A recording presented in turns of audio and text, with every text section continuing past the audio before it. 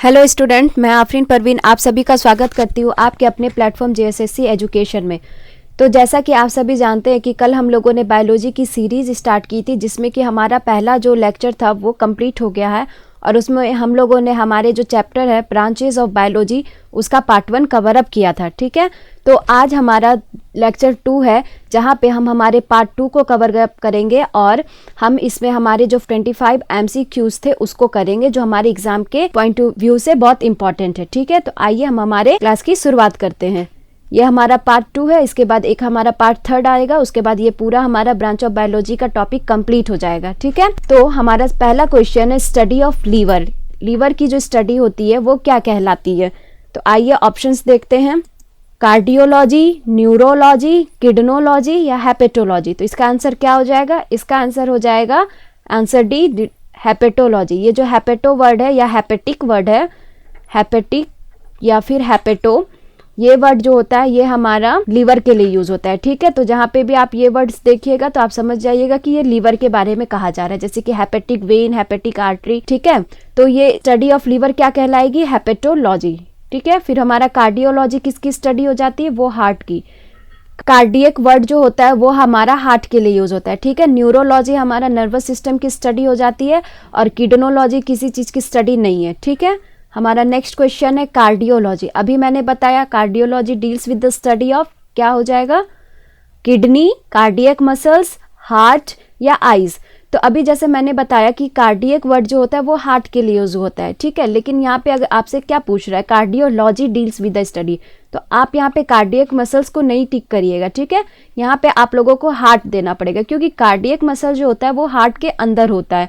तो आप लोगों को सिर्फ कार्डियक मसल्स को आंसर नहीं करना है, क्योंकि हार्ट में हम ओवरऑल पूरे चीज को बारे में पढ़ लेंगे, जैसे इसके राइट ऑरिकल हो गए, राइट वेंट्रिकल हो गए, left auricle, left ventricle, ऑल्टा, pulmonary artery, ये सारा कुछ हार्ट के पूरा ओवरऑल कंप्लीट जो स्ट्रक्चर है हार्ट का वो पढ़ेंगे। और कार्डियक मसल्स तो सिर्फ वो हो गया जिससे हमारा हार्ट बना हुआ है। ठीक है, इसलिए आप कार्डियक मसल को नहीं कहेंगे कि कार्डियोलॉजी की स्टडी है, आप हार्ट को कहेंगे कार्डियोलॉजी की स्टडी। ठीक है, हमारा नेक्स्ट क्वेश्चन है study of cause of disease cell come under, यानी कि जो डिजीज का जो कॉज होता है, किसके जिसके कारण जो डिजीज होती है उसका जो वजह है उसकी स्टडी क्या कहलाती है? तो हम लोग ऑप्शन देखते हैं, पैथोलॉजी, ईटियोलॉजी, जाइमोलॉजी या इथोलॉजी। तो इसका आंसर क्या हो जाएगा? Answer B. आंसर भी इसलिए होगा क्योंकि देखिए पैथोलॉजी भी हमारा डिजीज की ही स्टडी होती है, साथ में ड्रग्स भी हो गए और मेडिसिन्स भी हो गई। लेकिन यहाँ पे क्वेश्चन क्या पूछ रहा है? देखिए क्वेश्चन पूछ रहा है कॉज ऑफ डिजीज, डिजीज जो है वो किस वजह से हुई है, तो इसका आंसर क्या हो जाएगा? ईटियोलॉजी। ठीक है, लेकिन सिर्फ और सिर्फ स्टडी ऑफ डिजीज पूछेगा तब आप पैथोलॉजी करेंगे। ठीक है, और जाइमोलॉजी क्या होता है? The biological process of fermentation and it's practical use. हम लोग जो फर्मेंटेशन का जो प्रोसेस करते हैं ना उसकी जो स्टडी होती है वो जाइमोलॉजी के अंदर आती है। ठीक है, और इथोलॉजी क्या हो जाता है? वो एनिमल बिहेवियर, एनिमल का जो तौर तरीका है, कैसे वो रहते हैं, क्या खाते क्या पीते, तो एनिमल बिहेवियर जो होता है उसकी स्टडी इथोलॉजी के अंदर आ जाती है। ठीक है, हमारा नेक्स्ट क्वेश्चन है ऑन्कोलॉजी। ऑन्कोलॉजी किसकी स्टडी है? Dead cells, living cells, dividing cells या कैंसर सेल। तो ये जो ऑन्को वर्ड होता है ना ये कैंसरस सेल के लिए यूज होता है, तो इसका आंसर क्या हो जाएगा? Answer D, cancer cell. ठीक है, स्टडी ऑफ एंट्स। एंट्स की स्टडी क्या होती है? ये मैंने पार्ट 1 में बता रखा था, अगर जिन्होंने पार्ट 1 अच्छे से किया होगा वो अभी आंसर तुरंत कर दिए होंगे। ठीक है, आइए हम हमारे ऑप्शन को देखते हैं। मायोलॉजी, माइकोलॉजी, मेलेकोलॉजी या मायरमेकोलॉजी। तो जिन्हें आंसर पता है वो तो अभी कर ही दिए होंगे आंसर, तो इसका आंसर क्या हो जाएगा? Answer D, myrmecology. ठीक है, मायोलॉजी क्या होती है? स्टडी ऑफ मसल्स, जो हम मांस जो होते हैं ना हमारे शरीर में उसकी जो स्टडी होती है वो मायोलॉजी होती है। माइकोलॉजी मैंने कहा था जस्ट अपोजिट जाइएगा, एम से साउंड आ रहा है तो ये किसकी हो जाएगी? फंगाई की। ठीक है, मेलेकोलॉजी क्या होती है? जो मोलस्कस जो हमारे होते हैं ना किंगडम उसकी स्टडी होती है, जैसे कि हमारा जाकर के स्नेल हो गया, ये स्नेल हो गया और जो भी मोलस्कस इसके अंदर आते हैं उसकी स्टडी होती है। और आप लोग एक चीज़ याद रखिएगा, ये हमारा सेकेंड लार्जेस्ट फाइलम है। हम लोग पढ़ा है ना, जैसे कि phylum arthropoda, phylum echinodermata, phylum platyhelminthes, nematode, cnidaria, coelenterate, ये सारा जो फाइलम उसमें जो मोलस्कस फाइलम है ना या फिर मोलस्का जिसे बोलते हैं, ये हमारा सेकेंड लार्ज फाइलम है। ठीक है, तो आप इसे याद रखिएगा। तो स्टडी ऑफ एंट्स क्या हो जाएगी? वो मायरमेकोलॉजी हो जाएगी। ठीक है, हमारा नेक्स्ट क्वेश्चन है स्टडी ऑफ लिजार्ड, छिपकली जो होती है उसकी स्टडी क्या कहलाती है? लिजार्डोलॉजी, सोरोलॉजी, रेप्टिलियोलॉजी या नन ऑफ दिस। तो बहुत से बच्चे जिन्होंने नहीं जाना है तो इसे क्या कर देंगे, लिजार्डोलॉजी, पर लिजार्डोलॉजी नहीं होगा क्योंकि ऐसा कोई स्टडी नहीं होता है, बायोलॉजी में नाम चेंज हो जाती है। तो ये क्या हो जाएगा, सोरोलॉजी, आंसर इज बी, ठीक है। और रेप्टिलोलॉजी भी नहीं होगा क्योंकि रेप्टाइल्स की जो स्टडी होती है वो हमारा क्या कहलाता है, हर्पेटोलॉजी, ठीक है। तो रेप्टाइलोलॉजी भी कोई स्टडी नहीं होती है। अब हमारे नेक्स्ट क्वेश्चन देखते हैं, branch of biology dealing with inheritance is called, यानी कि इनहेरिटेंस जो हम हमारे पेरेंट्स से लेकर आए हैं या जो हमारे अंदर इनहेरिट हुआ है, ठीक है, तो उसकी जो स्टडी होती है वो क्या कहलाता है? तो इन सब की स्टडी जो होती है वो जेनेटिक्स के अंदर आ जाती है। तो ऑप्शंस देखिए, एनाटॉमी, जेनेटिक्स, इकोलॉजी या टैक्सोनॉमी। तो आंसर क्या हो जाएगा हमारा, answer B, that is genetics. Anatomy, internal structure, ये मैंने ट्रिक बताया था कैसे याद रखना है इसे। इकोलॉजी में क्या हो गया, relationship of plant, animal and human with environment. और टेक्सोनॉमी में क्या था, हम लोग जो नेमिंग कर रहे थे प्लांट एनिमल की, या फिर उसे क्लासिफाई कर रहे थे या आइडेंटिफाई कर रहे थे, ठीक है। फिर अब हमारा interaction between biology and chemistry is studied in, यानी कि बायोलॉजी का इंटरैक्शन और केमिस्ट्री का जो इंटरैक्शन आपस में होता है उससे की स्टडी क्या कहलाती है। और ये क्वेश्चन लैब असिस्टेंट में पूछा गया था, ठीक है। तो इसका ऑप्शंस देखते हैं, एनाटॉमी, इकोलॉजी, पैथोलॉजी या बायोकेमिस्ट्री। तो देखिए यहाँ पे बायोलॉजी है और केमिस्ट्री, तो आप तो क्वेश्चन से ही आंसर कर सकते हैं, answer D, bio and chemistry, ठीक है। क्योंकि एनाटॉमी नहीं होगा, इंटरनल स्ट्रक्चर, इकोलॉजी भी नहीं होगा क्योंकि अभी मैंने बताया एनवायरनमेंट का रिलेशनशिप प्लांट, एनिमल और ह्यूमन के साथ। पैथोलॉजी मैंने बताया डिजीज, मेडिसिन या ड्रग्स की स्टडी। तो आंसर क्या होगा हमारा, बायोकेमिस्ट्री, ठीक है। बहुत बच्चे क्या होगा, अगर आंसर नहीं भी जान रहे हैं ना, तो अगर वो ऑप्शंस के आंसर जान रहे हैं ना तो उससे भी एलिमिनेट कर लेंगे। तो ठीक है, आप सबका जरूरी नहीं, अगर आपको सबका नहीं पता है लेकिन आप जो भी जान रहे हैं ना तो आप ऑप्शन एलिमिनेट करना भी सीखिए, ठीक है। फिर हमारा नेक्स्ट क्वेश्चन है, the study of development of organism from the egg to the adult stage is known as, यानी कि एक एग से एक बड़े ऑर्गेनिज्म में बदलने की जो स्टडी होती है वो क्या कहलाती है, ठीक है। तो ऑप्शंस देखिए, सेल थ्योरी, एम्ब्रायोलॉजी, जेनेटिक्स या इवोल्यूशन। तो इसका आंसर क्या हो जाएगा, इसका आंसर हो जाएगा आंसर बी, एम्ब्रायोलॉजी। एम्ब्रायोलॉजी क्योंकि हम लोग जब छोटे से एग सेल होते हैं, यानी कि जो हमारा गैमीट जो मिलता है मेल और फीमेल का, वो जब जायगोट बनाता है तो वो एक सेल हुआ ना, तो उसे एक सेल भी कहते हैं। उसके बाद वो फिर एडल्ट में बदल जाता है ना। तो ये जो पूरा प्रोसेस होता है ये एम्ब्रायोलॉजी कहलाता है। और सेल थ्योरी तो ये कहता है ना कि जो हमारा सेल है वो हमारा basic functional and structural unit of life है, ठीक है। जेनेटिक्स अभी मैंने बताया कि इनहेरिटेंस कैरेक्टर की जो स्टडी होती है वो हम लोग पढ़ते हैं जेनेटिक्स में, या वेरिएशन हो गया या हेरिडिटी हो गया। और इवोल्यूशन में कोई भी ऑर्गन कैसे इवॉल्व हुआ है उसकी जो स्टडी होती है वो हमारा इवोल्यूशन के अंडर आता है, ठीक है। हमारा नेक्स्ट क्वेश्चन है, branch of biology which deals with the study of the process of ageing is called, यानी कि जो उम्र जो बढ़ती है उसकी जो पूरी प्रक्रिया है उसकी जो स्टडी होती है वो क्या कहलाती है। तो ऑप्शंस देखते हैं, जियोलॉजी, जीनियोलॉजी, जेनेटिक्स या जेरोंटोलॉजी। तो इसका आंसर क्या हो जाएगा, इसका आंसर होगा answer D, that is gerontology, ठीक है। जियोलॉजी क्या हो जाता है, स्टडी ऑफ अर्थ, ठीक है। अर्निट्स जो इसके जो भी क्रस्ट में या फिर जो भी पूरे लैंड में जो भी पार्ट्स है उसकी जो स्टडी होती है वो जियोलॉजी के अंडर आती है। जीनियोलॉजी क्या हो जाता है, study of family origins and history, यानी कि कोई भी जो हमारा मतलब कि फैमिली है वो कहाँ से ऑरिजिन हुआ या उसकी क्या हिस्ट्री रही है, ये जीनियोलॉजी के अंडर आ जाता है। जेनेटिक्स अभी बताया मैंने, इनहेरिटेंस, हेरिडिटी एंड वेरिएशंस की स्टडी। और जेरोंटोलॉजी तो हमारी प्रोसेस ऑफ एजिंग की स्टडी हो जाती है, ठीक है। नेक्स्ट क्वेश्चन है, study of relationship between environment and plants and animals और ह्यूमन इज। मैं बार बार इसे कह रही थी, हमारे हर ऑप्शन में मैं इसे बता रही थी, तो इससे आपको आंसर करने में कोई भी परेशानी नहीं होगी, ठीक है। तो ऑप्शंस देखिए, इकोलॉजी, इथोलॉजी, माइकोलॉजी या डर्मेटोलॉजी। तो इसका आंसर क्या हो जाएगा हमारा ए, दैट इज इकोलॉजी, ठीक है। इथोलॉजी क्या हो जाता है कि जहाँ पे हम अभी मैंने बताया था आप लोगों को एनिमल बिहेवियर की जो स्टडी करते हैं, है ना, कि एनिमल कैसे क्या खाते हैं, क्या रहते हैं, उनका रहन सहन क्या है, ये हमारा एनिमल बिहेवियर के अंदर आ जाता है और इसकी स्टडी इथोलॉजी कहलाती है। माइकोलॉजी क्या कहलाता है, फिर मैं कह रही हूँ माइकोलॉजी प्रोनाउंसिएशन अलग है, तो ये हमारा क्या हो जाएगा, फंगाई की स्टडी, ठीक है। और डर्मेटोलॉजी स्किन की स्टडी होती है, स्किन जो हमारे शरीर में प्रेजेंट है ना ऑल ओवर बॉडी, तो ये जो इसकी स्टडी क्या हो जाती है, डर्मेटो। सिर्फ स्किन ही नहीं, हेयर्स वगैरह की भी जो हम पढ़ते हैं वो सारी स्टडी डर्मेटोलॉजी के अंदर आ जाती है, क्योंकि डर्मेटिस वर्ड जो होता है वो स्किन के लिए यूज होता है, ठीक है। स्टडी ऑफ बैक्टीरिया, बैक्टीरिया की स्टडी क्या कहलाती है? बैक्टीरियोलॉजी, वायरोलॉजी, माइकोलॉजी या फाइकोलॉजी? तो इसका आंसर क्या हो जाएगा हमारा? बैक्टीरियोलॉजी। ठीक है, बहुत सिंपल है, बैक्टीरिया से बैक्टीरियोलॉजी आप लोग कर दीजिएगा। वायरोलॉजी क्या हो जाएगी? जैसे बैक्टीरिया से बैक्टीरियो हो गया ना, तो उसी तरह वायरस से वायरो हो गया, तो ये वायरस की स्टडी वायरोलॉजी। माइकोलॉजी क्या हो जाएगा मेरा? फंगाई की स्टडी। और फाइकोलॉजी क्या हो जाएगा? एल्गी की स्टडी। मैंने कहा था जस्ट प्रोनाउंसिएशन अपोजिशन है और कुछ नहीं। ठीक है, नेक्स्ट क्वेश्चन है हमारा न्यूरोलॉजी। न्यूरोलॉजी किसकी स्टडी होती है? तो लीवर, नर्वस सिस्टम, किडनी या हार्ट? ये मैंने आप लोगों को हमारे पहले क्वेश्चन में ही बता दिया था ऑप्शन के थ्रू। तो लीवर की स्टडी क्या थी? हेपेटोलॉजी। किडनी की स्टडी क्या थी? नेफ्रोलॉजी। हार्ट की स्टडी क्या थी? ये कमेंट सेक्शन में बताइए।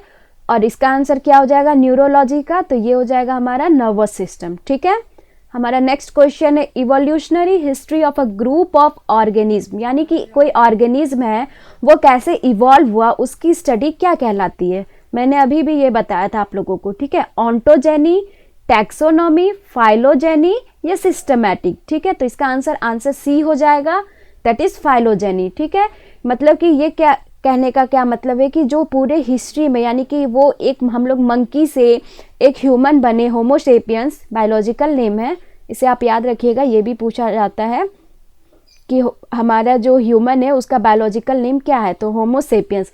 तो ये जो पूरा इवोल्यूशन हुआ ना, तो ये क्या कहलाता है? तो इसकी स्टडी फाइलोजेनी के अंदर होती है। ठीक है, ऑन्टोजेनिक क्या हो जाता है? जहाँ पे हम लोग ऑन्टोजेनेसिस जो प्रोसेस है उसकी स्टडी करते हैं, ये मैंने पार्ट 1 में बता रखा है। ठीक है, जहाँ पे हम लोग जो एक सेल है वो कैसे फिर जाइगोट बनता है, फिर वो कैसे एडल्ट बनता है, उसकी स्टडी होती है ऑन्टोजेनेसिस में। और ये ओवरऑल स्टडी क्या किसके अंदर आ जाता है? ऑन्टोजेनी में। टैक्सोनॉमी फिर से वही नेमिंग हो जाता है, जहाँ पे आइडेंटिफिकेशन, क्लासिफिकेशन और नेमिंग होता है प्लांट एंड एनिमल का। और सिस्टमैटिक क्या हो जाता है? तो which deals with the diversity of kinds of organism and their relationship, यानी कि ढेर सारे जो ऑर्गेनिज्म है इन लोगों में जो डाइवर्सिटीज है और साथ में इन लोगों में क्या रिलेशनशिप भी है, जो ये दोनों कॉमन है, तो ये सिस्टमैटिक स्टडी होता है। ठीक है, हमारा नेक्स्ट क्वेश्चन है the branch of study dealing with microscopic anatomy of tissue. Tissue की जो स्टडी होती है वो क्या कहलाती है? ठीक है, तो ऑप्शंस देखिए, साइटोलॉजी, पैलियोबॉटनी, हिस्टोलॉजी या मॉर्फोलॉजी? तो इसका आंसर क्या हो जाएगा? Answer C, that is histology. ठीक है, तो साइटोलॉजी हो गया सेल की स्टडी, पैलियोबॉटनी हो गया प्लांट फॉसिल, और मॉर्फोलॉजी हो गया एक्सटर्नल कैरेक्टर। ठीक है, हमारा नेक्स्ट क्वेश्चन है स्टडी ऑफ ब्लड। ब्लड की स्टडी क्या कहलाती है? तो ये ऑप्शंस देखिए, ब्लडोलॉजी, सेरोलॉजी, हेमेटोलॉजी या एंजियोलॉजी? आंसर क्या हो जाएगा? आंसर सी, हेमेटोलॉजी, क्योंकि ब्लड के लिए वर्ड जो बायोलॉजिकल यूज होता है वो हेमेटो वर्ड यूज होता है। ठीक है, ब्लडोलॉजी कोई स्टडी नहीं होती है। सेरोलॉजी क्या होता है? जहाँ पे हम लोग सीरम के बारे में स्टडी करते हैं, जहाँ पे ब्लड में जो सीरम प्रेजेंट होते हैं ना, उसकी स्टडी। और एंजियोलॉजी क्या हो जाता है? जहाँ पे हम लोग वैस्कुलर डिजीज के बारे में पढ़ते हैं और उसके ट्रीटमेंट के। वैस्कुलर डिजीज तो जो भी हमारे बॉडी में वेन है या आर्टरी जो भी प्रेजेंट है उसकी जो स्टडी होती है वो हमारा एंजियोलॉजी के अंडर आ जाता है। ठीक है, हमारा next question study of various aspects of plants. सबसे इजी है, जहाँ पे हम लोग प्लांट्स के बारे में पढ़ते हैं, उसके सारे प्रोसेस या फंक्शंस के बारे में, तो वो किसके अंडर आता है? बायोलॉजी, जूलॉजी, बॉटनी या नन ऑफ दिस? तो ये बहुत सिंपल है, इसका आंसर क्या हो जाएगा? यहाँ आंसर गलत है, यहाँ पे आंसर क्या हो जाएगा? Answer C, that is botany. ठीक है, तो प्लांट्स के बारे में जो हम लोग पढ़ते हैं वो हमारा बॉटनी के अंदर आ जाए। जूलॉजी क्या हो जाएगा? एनिमल्स का। अब बायोलॉजी तो हमारे ऑल लिविंग्स आ जाएंगे, लेकिन यहाँ पे स्पेशली प्लांट के बारे में पूछा गया तो आप बॉटनी करेंगे। ठीक है, हमारा नेक्स्ट है एपीकल्चर। ये बहुत पूछा जाता है, एपीकल्चर किसकी स्टडी होती है? तो ये rearing of honey bee for Honey, rearing of honey, rearing of spider या नन ऑफ दिस? तो इसका आंसर क्या हो जाएगा? Answer A, rearing of honey bee for Honey.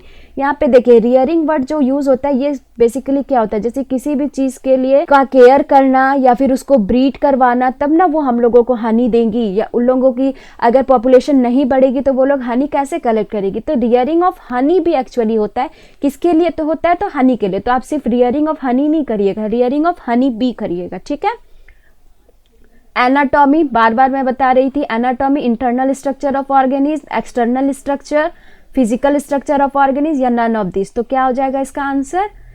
Answer है इंटरनल स्ट्रक्चर। ठीक है। स्टडी ऑफ स्किन, अभी मैंने आप लोगों को बताया था, एक वर्ड यूज हो रहा था इसके लिए, डर्मेटिस वर्ड। तो इसका स्टडी क्या हो जाएगी हमारा? ऑप्शंस देख लेते हैं, डर्मेटोलॉजी, डेंड्रोलॉजी, डेमोग्राफी या नन ऑफ दिस। तो इसका आंसर क्या हो जाएगा? आंसर है डर्मेटोलॉजी। ठीक है। डेंड्रोलॉजी मैं बताई थी आप लोगों को, ट्री, श्रब्स, हर्ब्स, ये सारे की स्टडीज जो होती है वो डेंड्रोलॉजी होती है। और डेमोग्राफी जहाँ पे हम लोग पॉपुलेशन के बारे में स्टडी करते हैं। ठीक है, जो ओवरऑल इंडिया में कितने पॉपुलेशन, तो ये डेमोग्राफी के थ्रू स्टडी होगा। ठीक है। नेक्स्ट क्वेश्चन है ब्रायोलॉजी। ब्रायोलॉजी किसकी स्टडी होती है? प्लांट्स, एनिमल्स, ब्रायोफाइट्स या बैक्टीरिया। तो इसका आंसर क्या हो जाएगा? आपको ब्रायो वर्ड से ही दिख रहा होगा कि ये ब्रायोफाइट्स की स्टडी होती है। ठीक है। प्लांट्स की क्या हो जाती है? बॉटनी। एनिमल की क्या हो जाती है? जूलॉजी। और बैक्टीरिया की क्या हो जाती है? बैक्टीरियोलॉजी। ठीक है। हमारा नेक्स्ट क्वेश्चन है science taking care of health. आप जो अपने हेल्थ की जो केयर करते हैं उसकी जो स्टडी होती है या साइंस जो उससे रिलेटेड है उसे क्या टर्म करते हैं? तो डाइट, बैलेंस डाइट, हाइजीन या हेल्दी। तो इसका आंसर क्या हो जाएगा? Answer C, hygiene. अपने आप को, क्योंकि हेल्थ में हम लोग क्या करते हैं ना, हम लोग साफ सुथरा रहते हैं, तब ना जाकर के हम लोग हमारे हेल्थ को बहुत प्रिकॉशियस होते हैं कि उसे इस गंदगी से बचाना है या उस गंदगी से बचाना है। तो ये सारा हाइजीन के अंदर आ जाता है। ठीक है। हेल्दी तो ये एक फेनोमेनन हो गया कि हाँ वो हेल्दी है। और डाइट जो हम खाते हैं तो इसकी ये कोई साइंस नहीं हो। और बैलेंस डाइट तो वो डाइट के अंदर आ जाता है जो न्यूट्रिशन हम लोग लेते हैं। ठीक है। तो ये आप लोगों को क्लियर हो गया होगा। हमारा नेक्स्ट है entomology is the study of. Entomology किसकी स्टडी होती है? आर्थ्रोपोड्स, इंसेक्ट्स, रेप्टाइल्स या एम्फीबियन। तो किसकी स्टडी हो जाती है? B, that is insects. ठीक है। रेप्टाइल की स्टडी क्या हो जाती है? हर्पेटोलॉजी। ठीक है। और ये सारा कुछ तो हम लोग जूलॉजी में पढ़ लेते हैं, आर्थ्रोपोड्स और एम्फीबियंस के बारे में। ठीक है। मायोलॉजी मैंने आप लोगों को ये बताया है, मसल्स, मोनेरा, माइक्रोब्स या नन ऑफ दिस। तो मायोलॉजी किसकी स्टडी होती है? मसल्स की स्टडी होती है। ठीक है। मोनेरा जो है ये हमारा किंगडम है, 5 किंगडम क्लासिफिकेशन में एक मोनेरा भी आता है। तो इसकी कोई पर्टिकुलर स्टडी नहीं होती, पूरे मोनेरा के अंडर ही हम लोग सब कुछ पढ़ लेते हैं। ठीक है। अब माइक्रोब्स में जो हमारे माइक्रो ऑर्गेनिज्म होते हैं तो ये माइक्रोबायोलॉजी जो हमारा स्टडी है उसके अंदर आता है। ठीक है। और हमारा लास्ट क्वेश्चन है गायनेकोलॉजी। तो ये आप लोग बहुत सुने होंगे कि हाँ वो डॉक्टर गायनी है, तो वो उस जो स्टडी करती है तो वो उनकी स्टडी गायनेकोलॉजी होती है। तो ये किसके बारे में स्टडी करती है? ये देखिए आप, ऑप्शंस हमारे हैं female reproductive organ, male reproductive organ, child anatomy या नन ऑफ दिस। तो इसका आंसर क्या हो जाएगा? आपने देखा होगा कि जो गायनी होती है वो मेनली फीमेल के जो भी प्रॉब्लम्स होते हैं उससे रिलेटेड होती है। तो इसका आंसर क्या हो जाएगा? जो फीमेल रिप्रोडक्टिव ऑर्गन्स है उसकी जो स्टडी होती है वो गायनेकोलॉजी के अंडर आती है। ठीक है। और जो मैन की जो होती है ना वो एंड्रोलॉजी के अंदर आता है। ठीक है। और चाइल्ड के लिए जो हमारा ऑर्थोपेडिक्स जो होते हैं, ऑर्थोपेडिक्स ये हमारा जो होता है चाइल्ड एनाटॉमी, यानी कि चाइल्ड एनाटॉमी नहीं सिर्फ मॉर्फोलॉजी के बारे में भी, चाइल्ड की जो पूरी ओवरऑल स्टडी होती है वो ऑर्थोपेडिक्स जो होते हैं वो करते हैं। ठीक है। तो आप लोगों को ये सारा कुछ क्लियर हो गया होगा। आई होप ये आप लोगों को पसंद आया होगा मेरी दूसरी लेक्चर भी। ठीक है। इसी तरह आप लोग सीरीज़ में कंटिन्यू रहिए और आप लोग का वक्त रहते सारा बायोलॉजी की टेंशन खत्म हो जाएगी और अच्छे से सब कुछ याद भी हो जाएगा। ठीक है।